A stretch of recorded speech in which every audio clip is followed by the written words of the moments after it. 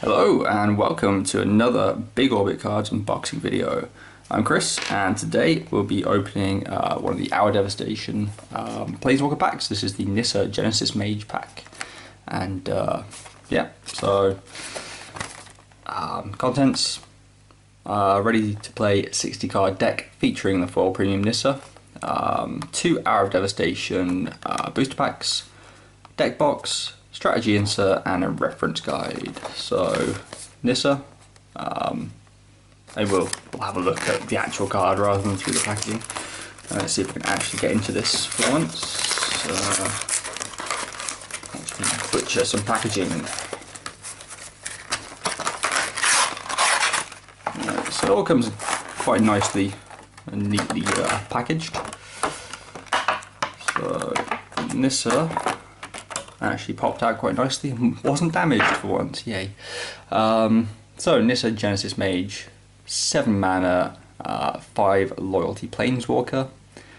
She has a +1 ability which is untap up to 2 target creatures and up to 2 target lands.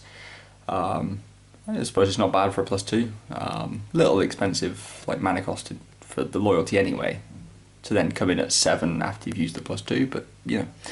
Her -3 ability is target creature gets +5/+5 until end of turn. That's a bit, you know, meh. Situationally good, but overall a bit meh. -10, look at the top 10 cards of your library. You may put any number of creature and or land cards from among them onto the battlefield. Put the rest on the bottom of your library in a random order. That can be pretty nasty. I mean, it's essentially like -10, probably 99% of the time win the game. The other 1% you just whiff and don't hit anything you need, or you just hit all instants and sorceries or something, or enchantments, which would be really weird, but you know. Overall, she's not too bad. She'll work well in some decks. You might even see her in Commander every now and then because of the abilities. But I mean, the deck she's built around seems pretty solid as well. So this is the deck box. Nice picture of Nissa on it. And in here you have everything you'll ever need. So it's quite nice because I've actually made the deck boxes slightly bigger now. So although it's a 60 card deck unsleeved, it should actually fit a 60 card sleeve deck now. I think the last ones they did might not have been like that, and from what I remember anyway. And therefore we're not quite as good. So these are just nice size. Alright, so these are our booster packs, a little bit squashed, but the cards are still pretty good inside. Crack those once we've gone through the deck. We have our Hour of Devastation. I've forgotten what they called it on the back. Oh, the strategy insert. The quick reference guide is here. So this is the strategy insert. So learning to play, how to use Planeswalker cards if you never used them. We have a little history of Nissa going on here. Where to go next. So like once you've bought the Planeswalker pack, you know, you can go play Magic Duels or just Magic Online. Buy Deck Builder's Toolkit, which is a great second purchase if you're going to purchase one of the Planeswalker packs first. And then you've got how to play the deck. A little bit of stuff you might need to know. That's boosting the deck, so what cards to swap out. And you got your deck list there. So we'll go through the deck list now.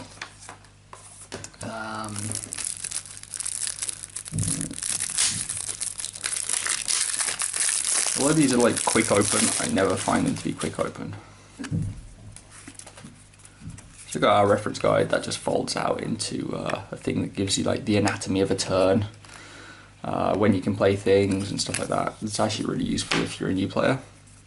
So in this deck, it's a blue-green deck, and basically it's all about just ramping into your big stuff, same as most green strategies, but you've also got the added benefit of the blue, and stuff like Bounty of the Luxor is green and blue and is sort of ramp.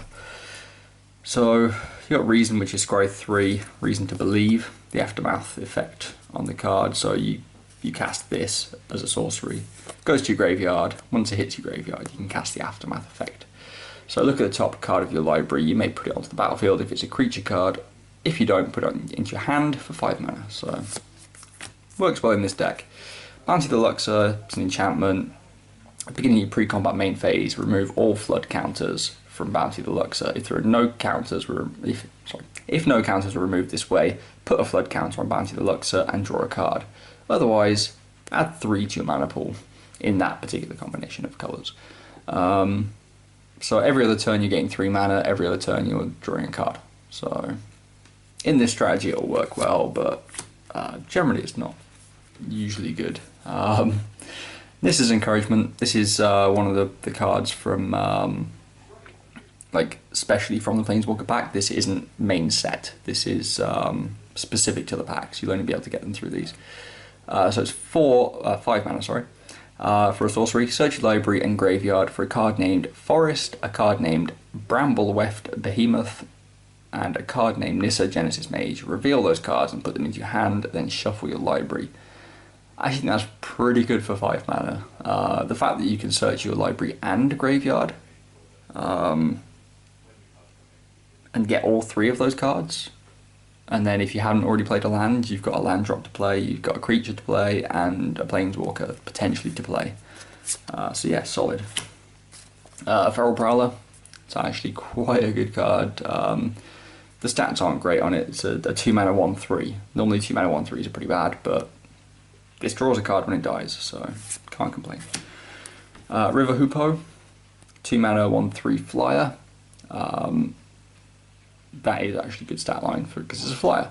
For 5 mana, you gain 2 life and draw a card. And you can play that as many times in a turn as you want. So if you've got your Bounty of the Luxor just floating mana for that you're not going to use it on this. Let's move some of this stuff back a bit. I've got Avid Reclaimer. So 3 mana 2/2, you can tap it to add green or blue to your mana pool if you control a Nissa Planeswalker. I need to reread that because my mind just went completely blank. If you control a Nissa Planeswalker, you gain 2 life. So again, this is one of the cards specifically from the Planeswalker packs, revolving around having a Nissa Planeswalker. Pouncing Cheetah, probably one of the first cards you will want to exchange out, because a 3 mana 3/2 with flash is not great. It's not terrible, but probably one of the weaker cards in the deck. Aerial Guide though, Aerial Guide is amazing. 3 mana 2/2 with flying, and whenever it attacks, another target attacking creature gains flying. So all your big dudes, like your big green dudes that are on the ground, just, your 5/5s, your 6/6s, your 7/7s, whatever. Yeah, they're flying now. Why not? Weaver of Currents is great, especially in this deck. I mean, 3 mana for a 2/2 that you can tap to add 2 colourless to your pool. Great for ramping. You can get into your Nissa faster, for instance, with these. Aven Reedstalker, pretty solid. 4 mana 2/3 with flying, and it has flash as well, so you can cast it as if it were an instant to just flash it into the battlefield. Brambleweft Behemoth, another one of these cards that only comes in the Planeswalker pack. 6 mana 6/6 with trample. Solid stats for a 6/6, and trample is just an upside, and if you give it flying, you have a flying 6/6.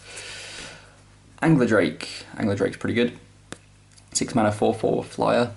When it enters the battlefield, you may return target creature to its owner's hand. So not only do you get a 4/4 on the field, but you also bounce one of your opponent's creatures, which then can let you attack or something if they had the blocker open. Just generally, it's solid. You got Woodland Streams as dual lands, so tap for either green or blue. And you got your land base, which is a lot of forests and quite a few islands, and then we get onto the spells. Well, we've already gone through some spells, but these are instants and sorceries. Unsummon, 1 mana, instant, return target creature to its owner's hand, pretty good, 3 of those. Ambuscade, probably one of the best cards to come out of the set, to be honest, for green at least. So 3 mana instant, target creature you control gets +1/+0 to the end of turn. It deals damage equal to its power to target creature an opponent controls. It's a fight effect, but without the actual fighting, so you're just dealing damage, not taking damage, so it's really, really good. I mean, stick it on your 6/6, and you know, that becomes a 7/6 until end of turn, and pretty much just kills an opponent's creature. And then you've got Spring, and the aftermath side is to Mind. So Spring is 3 mana, search your library for a basic land card, put it onto the battlefield tapped, then shuffle your library. Yeah, just getting those extra lands out, ramping up in order to cast the bigger stuff. Mind is the aftermath effect. It's an instant at 6 mana, and it's draw 2 cards. So a solid second half as well. Late game when you're in need of just some extra fuel to finish off the game. So overall, it's a solid deck. I mean, these Pouncing Cheetahs are probably the weakest link, as I previously said. Nissa works well in it. You've got your aerial guides that are just going to murderize people by giving other stuff flying. So I guess it's more like being an accessory to murderizing people by enabling people, well, enabling other creatures to get in the damage. But yeah, I mean, let's crack these 2 booster packs and see if we get anything in them that could be beneficial to our deck. That is the idea, that you play a few games with this, and then you go ahead and open the boosters. I mean, nobody ever does it like that, because let's face it, you just want to get in and open the boosters. But yeah, so Wall of Forgotten Pharaoh is not great. Strike Riverwinder would not be a bad shout in this deck. It's a 7 mana 5/5, which isn't that great, but it has cycling on it, and cycling is really, really good, because if you have it in your opening hand, you can at least, well, ditch this to draw a card and just replace it itself. Best thing about it is it's got hexproof. 7 mana 5/5 hexproof. That's solid stats for that that mana cost, and it's not going away anytime soon unless it gets blocked. But I mean, you've got so much stuff in this deck that can deal with your opponent's blockers that it's a good option to put in there. Granitic Titan, Kenra Eternal, Oasis Ritualist. So this is another one that could potentially help you. It's a 4 mana 2/4 Naga Druid. You can tap it to add 1 mana of any colour to your mana pool. So it's just a dork. Well, the first ability is anyway. The second ability, you can exert it to add 2 mana of any one colour to your mana pool. So that's like extreme ramp from exerting it. It's a really good card for, would work well in this deck. So another one you can swap in. Traveler's Amulet, pretty good. Ronus' Stalwart, good card, but maybe doesn't fit the theme of this deck too well. It's a 2 mana 2/2. You can exert it as it attacks. When you do, it gets +1/+1 until end of turn. It can't be blocked by creatures with power 2 or less. I mean, your early game in this is mostly about ramping up to the bigger stuff, so having creatures out early can help you, but you're not really going for that strategy necessarily. It's one to think about anyway, so it's pretty good. Solidarity, Tenacious Hunter. This is a great card, but again, maybe doesn't quite fit the theme. So 4 mana 4/4. As long as a creature has a -1/-1 counter on it, Tenacious Hunter has Vigilance and Death Touch, which is amazing. Unfortunately, you're not really running any -1/-1 counter stuff in this deck, so the ability is lost, essentially, unless your opponent happens to be playing -1/-1 counters, which isn't very likely, but you never know. And if they're not, it's just a 4 mana 4/4, and you've already got stuff like that in the deck, so yeah. Ipnu Rivulet, so this is one of the uncommon deserts. So this is the blue one, so you can tap it to add colours to your pool. You can tap it, pay a life and add blue to your pool, or you can pay 1 and a blue to tap this, sacrifice a desert, target player puts the top 4 cards of his or her library in his or her graveyard. it's alright, but I mean, you're already playing islands, and you're not playing any kind of mill strategy, so you're not going to use a second ability, so you're probably better off just running the islands. Rhonas' Last Stand. This is something that you could actually put in the deck. So for 2 mana, or 2 green specifically, it's a sorcery, create a 5/4 green snake creature token. Lands you control don't untap during your next untap step. So on turn 2, you get a 5/4. On turn 3, you play a land and can maybe play something that costs 1 mana. But other than that, you've got a dead turn. But on that turn, you've got a 5/4 snake attacking, so no downside. Planes and a zombie. So yeah, pretty good pack so far. Let's check the last one, see if we get anything really good. Cunning Survivor, probably not good in this deck. I mean, it's 2 mana, 1/3. Whenever you cycle or discard a card, it gets +1/+0 and can't be blocked. You're not really playing a whole lot of cycling, so no point in using that. Frilled Time Waller.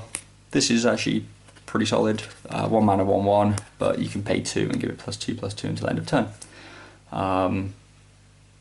Yeah, you could quite easily fit this in the deck. Spellweaver Eternal. 2 mana, 2/1 with Prowess and Afflict 2. So Prowess, it gets +1/+1 until end of turn every time you cast a non-creature spell. And Afflict 2 is whenever it becomes blocked, defending player loses 2 life. So fairly solid. The 1 toughness lets it down a little bit, but you could easily kind of swap that in. Unquenchable Thirst, if you decided you wanted more removal, that is solid. Just tap stuff down forever. Ominous Sphinx, yeah, you could put this in probably. So 5 mana, 4/4 flyer, and whenever you cycle or discard a card, target creature an opponent controls gets -2, -0 until end of turn. You're not going to ever really use the second effect, but a 4/4 flyer for 5 is just a solid body, so playable. Inferno Jet, Obelisk Spider, and Driven to Despair, which I suppose if you wanted to, you could play the first half, but you're never going to play the second half in this deck. Wrong colours. Unless, of course, you were playing with... Let me just grab this guy back out again, unless you had the Oasis Ritualist, in which case you could actually get the black mana to be able to cast the second half of this Aftermath card.